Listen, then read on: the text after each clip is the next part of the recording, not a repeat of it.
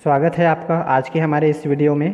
पिछले हम कुछ वीडियो में अध्याय 1 समुच्चय को पढ़ चुके हैं। अब हम अध्याय 2 रिलेशन यानी कि संबंध, इसे हम अध्ययन करने वाले हैं। तो रिलेशन होता क्या है, आज इसके बारे में हम जानेंगे। रिलेशन यानी कि जिस प्रकार से हमारे आसपास के रिलेशन होते हैं, जैसे माता पिता, भाई बहन, पिता पुत्र, अध्यापक और विद्यार्थी का, इस प्रकार से जो संबंध होता है तो इसे हम संबंध कह सकते हैं।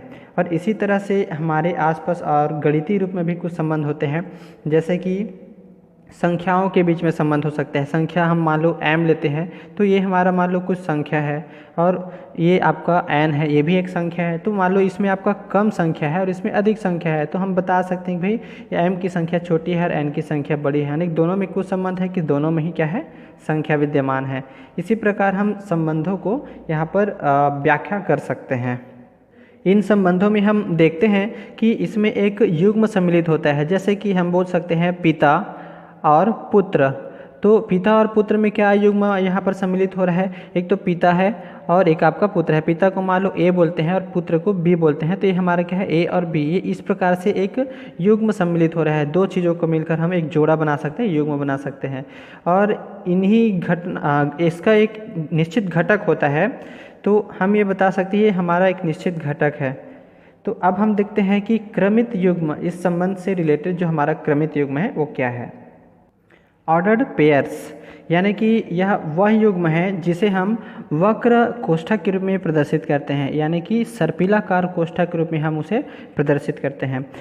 दिए हुए निश्चित क्रम में अवयवों का युग्म को क्रमित युग्म कहते हैं। जैसे हमने ऊपर देखा कि एक युग्म हमने जो बनाया पिता पुत्र यानी कि ए बी, इसी तरह से, और इसे ए और बी से ही दर्शाया जाता है, जहाँ पर ए को प्रथम निर्देशांक कहा जाता है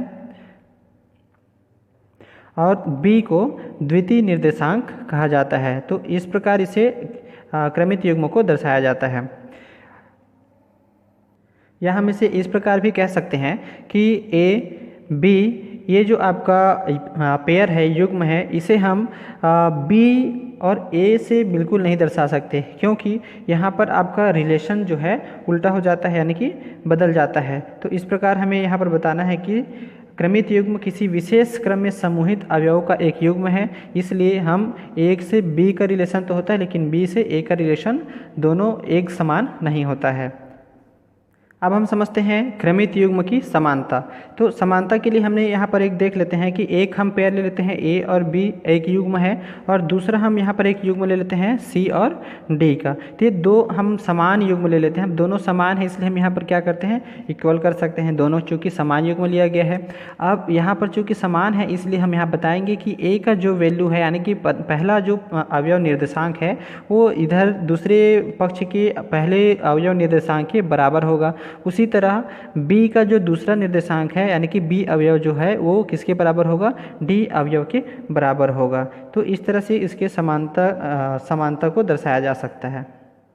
समुच्चयों का कार्तीय गुणन यानी कि कार्टेशियन प्रोडक्ट ऑफ सेट्स, ये किस प्रकार से होता है। तो हम यहाँ पर एक दो सेट्स ले लेते हैं, जैसे कि A और B। अब दोनों का हम यहाँ पर एक पेयर ले लेते हैं, जैसे कि A में हमारा क्या हो जाएगा, AB हो जाएगा, और B में हमारा हो जाएगा C और D। तो ये एक पेयर हमने ले लिया है, एक समुच्चय ले लिया है।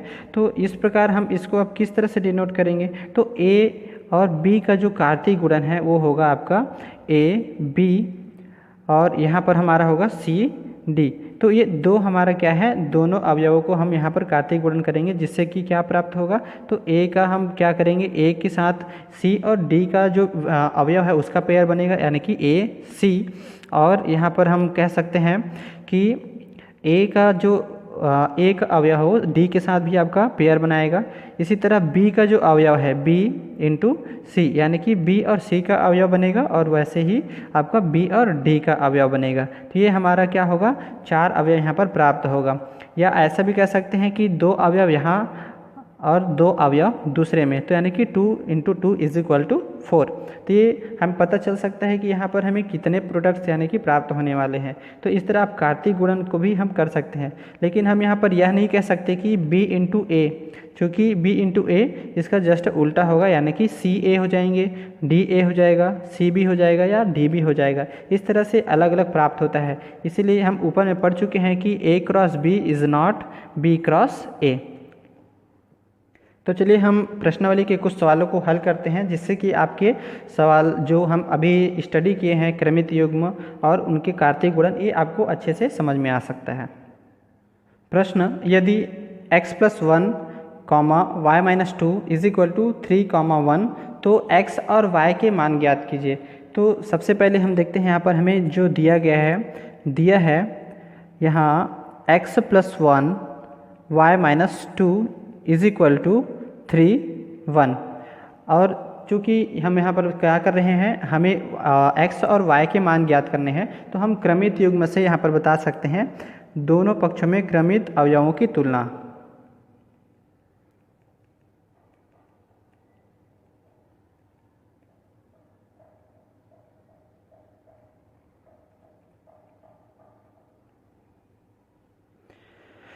तो दोनों पक्षों में क्रमित अवयवों की तुलना हम यहाँ पर कर सकते हैं। क्या हो जाएगा, तो हम यहाँ पर देख रहे हैं कि फर्स्ट हमारा जो एलिमेंट है वो हम यहाँ के फर्स्ट एलिमेंट से ही क्या होगा, इक्वल होगा। तो हम यहाँ पर लिखेंगे x + 1 = 3, या हम दूसरे एलिमेंट्स के लिए भी देख सकते हैं y - 2 के लिए जो दूसरा एलिमेंट्स है वो क्या होगा, इक्वल होगा। तो यहाँ पर बता सकते हैं कि y - 2 = 1।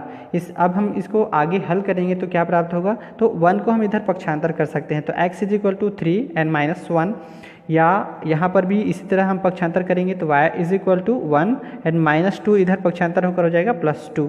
तो इस प्रकार हमें यहाँ पर x का मान प्राप्त हो रहा है 2, या यहाँ पर y का मान हमें प्राप्त हो रहा है 3। तो ये हमारे क्या है, x और y के जो वैल्यूज़ हैं, तो ये हमारे आंसर हो जाएंगे। अगला प्रश्न, यदि g = 7, 8 और h = 5, 4, 2 सेट्स दिया है, तो g × h और h × g ज्ञात कीजिए। तो सबसे पहले हम देखते हैं यहाँ पर जो हमें दिया गया है, तो दिया है g का जो सेट्स है वो आपका 7 और 8, एंड h का सेट्स आपको दिया गया है 5, 4 एंड 2।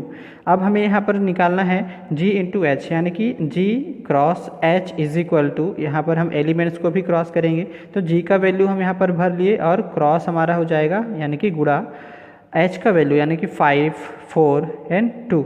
जब हम इसे क्या करते हैं, मल्टीप्लाई करते हैं, तो हमें ध्यान देना है कि किसका कैसे मल्टीप्लाई होता है।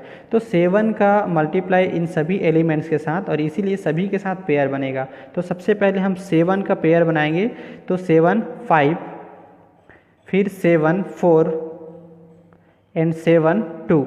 तो इस प्रकार से हम यहाँ पर क्या कर सकते हैं, पेयर बना सकते हैं। इसी तरह 8 का होगा 8, 5 और 8, 4 एंड 8, 2। तो ये हमारा क्या है, g × h का एलिमेंट्स है, और ये हमारा एक पेयर प्राप्त हो गया। इसी तरह हम h × g का प्राप्त करेंगे, तो h × g = सेम थिंग यहाँ भी होगा कि 5, 4, 2 मल्टीप्लाई 7, 8। जब हम इनका मल्टीप्लाई करेंगे तो यहाँ भी इसी तरह होगा, 5 का इन दोनों एलिमेंट्स के साथ एक एक बार होगा, यानी कि 5 और 7 एक आपका पेयर होगा, और इसी तरह 5 और 8 आपका एक पेयर होगा। फिर आते हैं 4 का भी दोनों के साथ पेयर बनेगा, तो 4, 7 और 4, 8। तो इस तरह ये पेयर बनेगा। फिर 2, 7 एंड 2, 8।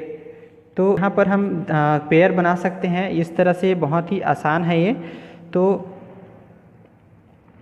ये हमारा पेयर और एक सेट हमें प्राप्त हो गया। तो यही हमारा क्या है, आंसर है, चूँकि g × h और h × g निकालना था। लेकिन दोनों देखिए यहाँ पर आपका दोनों का वैल्यू अलग अलग है, यहाँ पर 7, 5 है, यहाँ 5, 7 है। तो दोनों एक दूसरे की क्या है, अपोजिट है, यानी कि दोनों एक दूसरे के बराबर नहीं होगा।